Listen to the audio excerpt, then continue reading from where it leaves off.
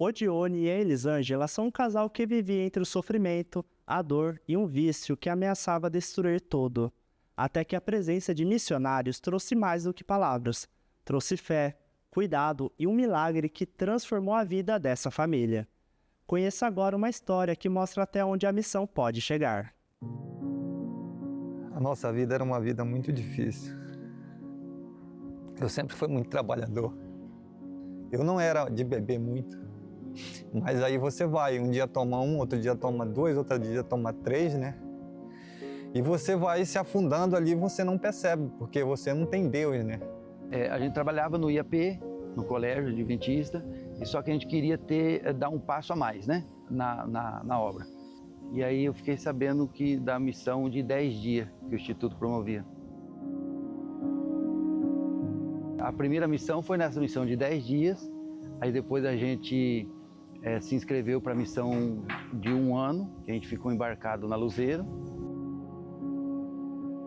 Aí depois a gente desembarcou da Luzeiro e fomos para a missão de um por Cristo. Eu comecei a ver a necessidade das pessoas, né, a carência delas, não só de bens materiais e físicos, mas assim, espiritualmente também. Então, quando a gente fazia essa viagem, a gente passava por Nova Canaã. E aí a gente começou a ajudar elas no tempo vago nosso. Ele foi lá na nossa casa nos visitar. Aí ele foi várias vezes. Aí uma vez eu cheguei com ele e falei para ele que eu queria me separar do meu marido porque eu não aguentava mais. Porque ele bebia e era muito sofrimento para mim, além de eu estar enferma. Por último que eu fiz uma ressonância e deu vários tipos de enfermidade na minha junta, no meu músculo. Sempre a gente ficava assim de canto, eu e ele, aí a gente conversava, ele falava para mim que você acredita que existe alguém que pode lhe tirar daí? Aí eu peguei, olhei para ele e falei para ele, igual acredito. Ele disse, quem é? Aí eu peguei e apontei para ele, né, que era Deus, né? Eu acredito que Deus tinha um propósito na nossa vida e com todo o meu erro, eu comecei a conversar mais com Deus e pedir para Deus, entendeu, ir me libertando, né? Aí eu peguei uma Bíblia velha e comecei a ler. Foi ali que eu dei os primeiros passos, entendeu? Já fazia anos que ela estava mal, ela não conseguia nem fazer coisas simples como varrer uma casa. E o marido, para entrar e sair do barco, tinha que carregar ela. Eu conversei bastante com ela, perguntei sobre todo o problema que ela tinha, né? Ela tinha dores horríveis porque ela tem fibromialgia. Nós fizemos a massagem e eu creio, né? Orei com ela também depois da massagem e eu creio que Deus atuou um milagre na vida dessa mulher, porque a partir do momento que eu fiz a massagem, quando ela levantou, ela falou assim, eu não estou sentindo mais dor. Além do casamento, além do vício que Deus tirou de mim, a saúde da minha esposa para mim é tudo que eu pedia. A comunidade, a igreja, os irmãos daqui, eles estavam trabalhando com essa família, dando estudo. E o que aconteceu foi que pelo fato dela ter ficado bem, por ela ter renovado a saúde dela, eles tomaram a decisão do batismo. Foi um milagre de Deus para transformar uma família.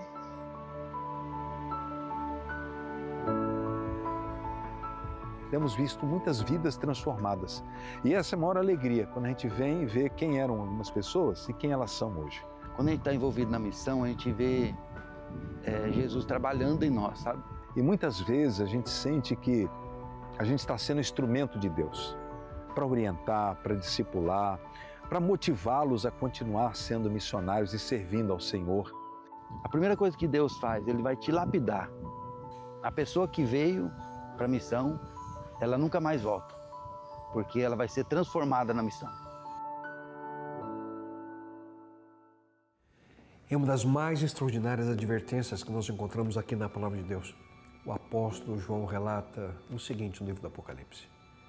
E vi outro anjo voar pelo meio do céu, e tinha o evangelho eterno para o proclamar aos que habitam sobre a terra, e a toda nação, tribo, língua e povo, dizendo em grande voz, temei a Deus e dai-lhe glória, porque é vinda a hora do seu juízo, e adorai aquele que fez o céu, e a terra, e o mar, e as fontes das águas.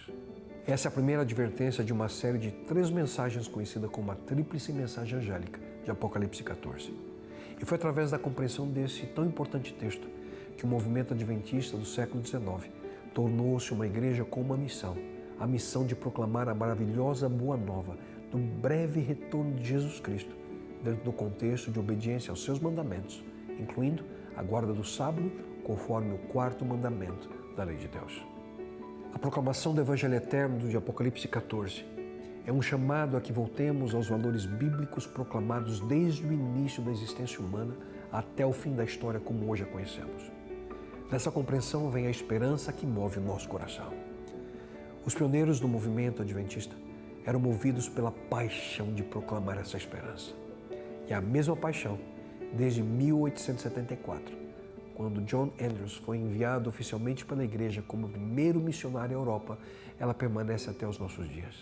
A mesma paixão que mantém acesa a chama da missão.